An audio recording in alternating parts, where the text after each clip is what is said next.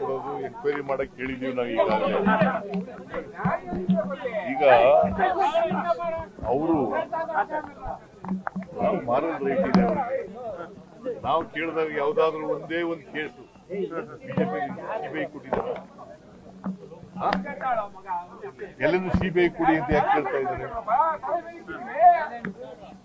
ಯಾಕ್ರಿ ಸಿಬಿಐ ಕೊಡಿ ಅಂತ ಕೇಳ್ತೀವಿ? ನೀವು ಅವ್ರು ಹೇಳಿದ್ರು ಅಂತ ಕೇಳ್ತಾ ಇದ್ದೀರಿ. ಯಾಕೆ ಸಿಬಿಐಗೆ ಯಾಕೆ ಕೊಡ್ಬೇಕು? ಯಾಕ್ರಿ ಕೊಡ್ಬೇಕು ಹೇಳಿಯಪ್ಪ?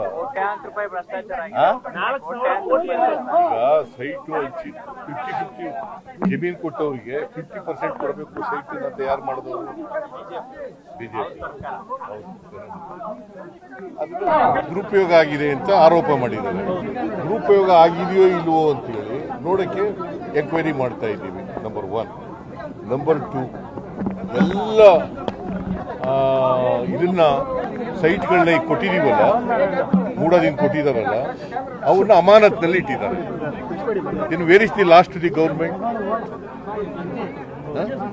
ಆಮೇಲೆ ಯಾರು ಅಧಿಕಾರಿಗಳು ಇದರ ಈ ಅವ್ರ ಯಾರ ಕಾಲದಲ್ಲಿ ಇವೆಲ್ಲ ಸೈಟ್ಗಳನ್ನ ಹಂಚಿಕೆ ಮಾಡಿದ್ರು ಅವ್ರನ್ನೆಲ್ಲ ಟ್ರಾನ್ಸ್ಫರ್ ಮಾಡಿದ್ದೀವಿ.